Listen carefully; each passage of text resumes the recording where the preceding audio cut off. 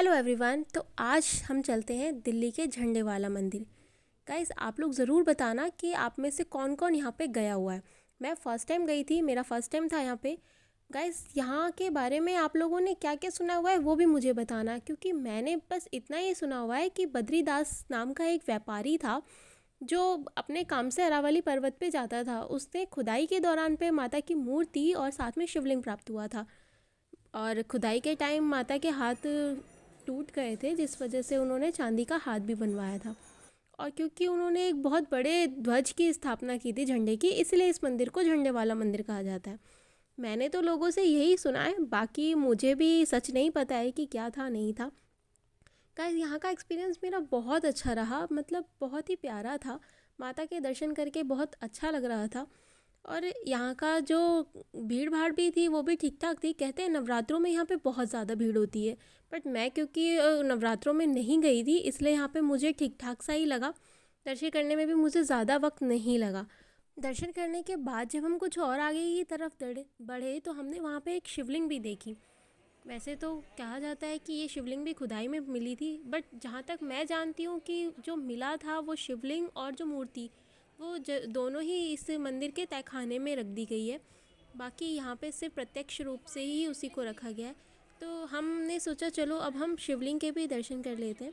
ऊपर की तरफ भीड़ बहुत थी शिवलिंग पे दर्शन करने के लिए, बट हम धीरे धीरे आगे बढ़े और जैसे ही हम जीने के पास गए भीड़ बिल्कुल कम होती चली गई थी। और फिर हम लोग लाइन में लगे और ऊपर की तरफ जाने लगे।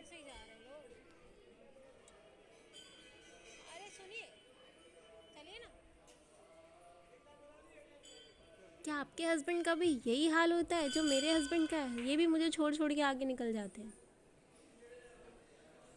गाइस, फिर हमने यहाँ पे महादेव के दर्शन किए, और महादेव के दर्शन करने के लिए तो पल भी कम पड़ जाते हैं जितने चाहे करो।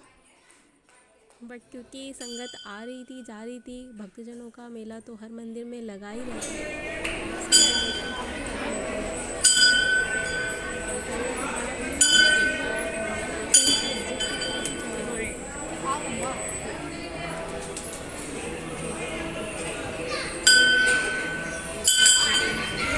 यही था कि मंदिर के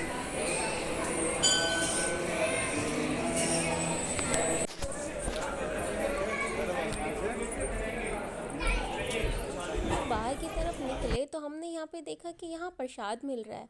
हर किसी को यहाँ पे प्रसाद लेके ही जाना होता है। ये माता का चढ़ा हुआ भोग होता है, जो मैंने भी ले लिया। और फिर मैंने इसे खोल के देखा तो इसमें बहुत ही टेस्टी था, वो भी कढ़ी चावल, जो मुझे तो बहुत पसंद है, और शायद दिल्ली वालों को तो बिल्कुल ही पसंद ही रहते हैं मेरी तरह। फिर हमने प्रसाद खाया और हम लोग घर आ गए। Thank you for watching.